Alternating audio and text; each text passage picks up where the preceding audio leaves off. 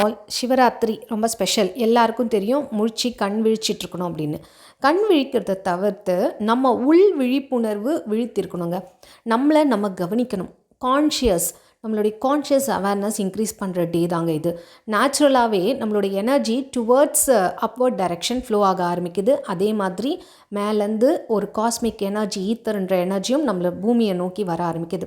So இதனால் நம்மளுடைய depression, stress level இதெல்லாமே குறைஞ்சி நமக்குள்ள ஒரு அமைதியும் நிதானத்தன்மையும் ஏற்படும். அதனால தான் முதுகை ஸ்ட்ரெயிட்டாக வச்சு உட்கார்ந்து உங்களை கவனிங்க அப்படின்னு சொல்கிறது. புராண கதைகள் அளவில் நிறைய கதைகள் சொல்லப்பட்டாலும் அறிவியல் ரீதியான உண்மையான நிறைய விஷயங்கள் இதில் நடக்குதுங்க. ஸோ நம்ம முக்கியமாக அந்த நேரத்துலையாவது முடிச்சிருக்கணும். என்னால் ஃபுல் டே முடிச்சிருக்க முடியாதுங்க. ஐயோ, என்னால் காலையில் வரைக்கும் முடிச்சிருக்க முடியாது, அந்தளவுக்குலாம் என் உடம்பு ஒத்துழைக்காதுன்றவங்க அட்லீஸ்ட் இந்த நேரத்தையாவது தேர்ந்தெடுங்க. That is night 12 to 1. அது நடுநிசை. ஸ்பிரிச்சுவலாக சொல்லணுன்னா 3ஆம் கால பூஜை நடக்கும் ரொம்ப விசேஷமாக. அதுவே சயின்டிஃபிக்கலாக சொல்லணுன்னா அந்த டைமில் ஈத்தர்ன்ற எனர்ஜி மிக வேகமாக நம்ம பூமி நோக்கி போகுங்க. ஸோ இந்த நேரத்தில் மிக அற்புதமான நிறைய நம்மளுடைய சப்கான்ஷியஸ் மைண்டுக்கு ஸ்ட்ரெயிட்டாக போய் சேரும். ஏன் அப்படின்னா நம்மளுடைய உடம்பு வீக்காக இருக்கும். நைட்டு அப்படின்னாலே ஆட்டோமேட்டிக்காக நம்ம உடம்பு என்ன ஆகும், டயர்ட் ஆகிடும். அப்புறம் நம்மளுடைய மனம் அப்படியே ஒரு மாதிரி டயர்ட்னஸ் ஆக ஆக என்ன ஆக ஆரம்பிச்சிடும், டைரெக்டாக நம்ம சப்கான்ஷியஸ் ஓப்பன் ஆக ஆரம்பிச்சிடும். எந்த விஷயம் கொடுத்தாலும் ஆழ் மனதிற்கு நேரடி கட்டளைகளாக பிறப்பிக்கப்படும். இது இயற்கையாகவே இந்த இரவில் மட்டுமே ரொம்ப ஃபாஸ்ட்டாக நடக்குது. நம்ம ஒரு மாதிரி அமைதி நிலைமையில் உட்காந்துருப்போம். ஏன்னா நம்மளோட லாஜிக்கல் திங்கிங்லாம் ஆஃபில் இருக்கும்.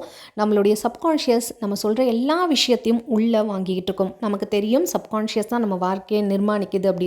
90% எல்லாமே நம் ஆழ்மனதின் பதிவுப்படி தானே நடந்துக்கிட்டு இருக்கு. அப்போ அதில் பதிய வைக்க வேண்டியது தான் முக்கியமான விஷயம். நான் நல்லா இருக்கேன், எனக்கு இந்த விஷயம்லாம் கிடைச்சிருச்சுன்னு பதிய வைக்கணும். அதுக்கப்புறம் நிறைய நன்றி உணர்வோட என்ன வேணுமோ அதெல்லாம் விஷுவலைஸ் பண்ணிங்கன்னா இந்த நேரடி காட்சிகள் அனைத்தும் ஆழ்மன பதிவுகளில் போய் பதிவாகும்.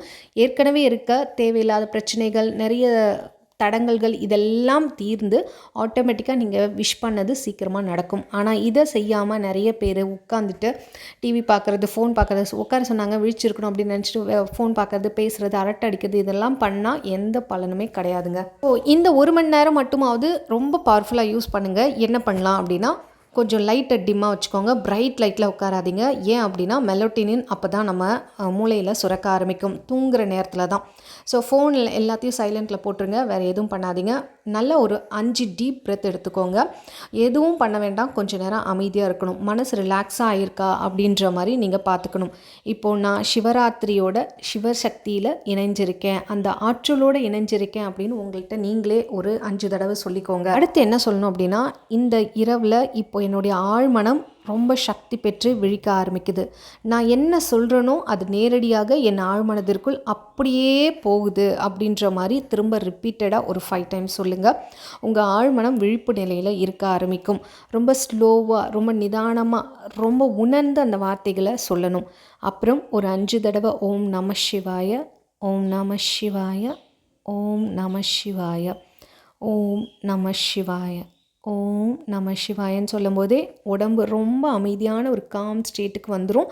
நீங்கள் அந்த நிலையில் சிவபெருமானோட அருளால் இல்லைனா பிரபஞ்சத்தின் அருளால் என் வாழ்க்கையில் நான் நினச்ச விஷயம் என்ன கோலோ, பணம்னா பணம், உறவுகள் அப்படின்னா உறவுகள், உடல் சார்ந்து அப்படின்னா மிக எளிதாக சரியான நேரத்தில் சரியான வழியில் நடந்து கொண்டே இருக்கிறது.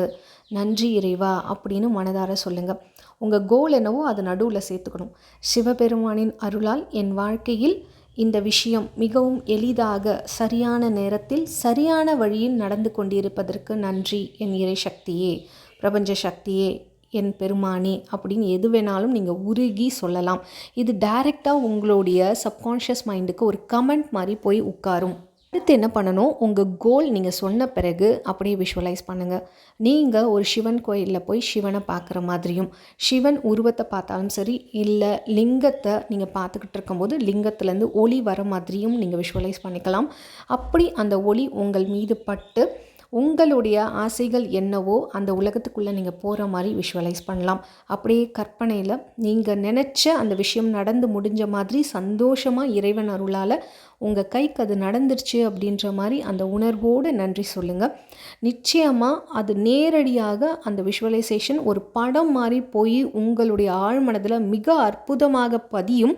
இது மற்ற நாள் நீங்கள் எத்தனை நாள் பண்ணுறதை விட இந்த ஒரு நாள் நைட் நீங்கள் ரொம்ப பவர்ஃபுல்லாக பண்ணும்பொழுது ஒரு 20% அதிகமாக உங்கள் மேனிஃபெஸ்டேஷன் அதிகரிக்கும். அப்படியே விஷுவலைஸ் பண்ணிக்கிட்டே நீங்கள் என்ன சொல்லணும், சிவபெருமானோட அருளால் பணம் அப்படின்னா பணம் தான் உங்களுக்கு பிளாக்கேஜ் அப்படின்னா பணம் என்கிட்ட தொடர்ந்து வர ஆரம்பிச்சிடுச்சு, என்னுடைய பேங்க் அக்கௌண்ட்டில் இவ்வளோ அமௌண்ட் கிரெடிட் ஆகிட்டே இருக்குது, நன்றி அப்படின்ற மாதிரி சொல்லலாம். எனக்கு பிடிச்ச ஜாபு எனக்கு பிடிச்ச மாதிரி இடத்துல கிடச்சிருச்சு, நன்றி என் இறைவா அப்படின்ற மாதிரி நீங்கள் சொல்லலாம். ஸோ அந்தந்த ஸ்டேட்டுக்கு போயிட்டு நீங்கள் அதை அனுபவித்து நன்றின்னு உணர்ந்து சொல்லணும். அதாவது உங்களுக்கு அது கிடைச்சாச்சு, டவுட்டே இருக்கக்கூடாது. சிவபெருமான் அருளால், இந்த இயற்கை சக்தியின் அருளால், பிரபஞ்ச சக்தியின் அருளால் நீங்கள் கேட்ட விஷயம் நடந்து முடிஞ்ச மாதிரி தான் கற்பனை பண்ணணும். எனக்கு டவுட் இருக்குது, சந்தேகம் இருக்குது, பயம் இருக்குது, எது இருந்தாலும் எல்லாத்தையும் தூக்கி ஓர வச்சிருங்க. அந்த நேரத்தில் எதையும் கொண்டு வந்து அதிகப்படுத்திடாதீங்க.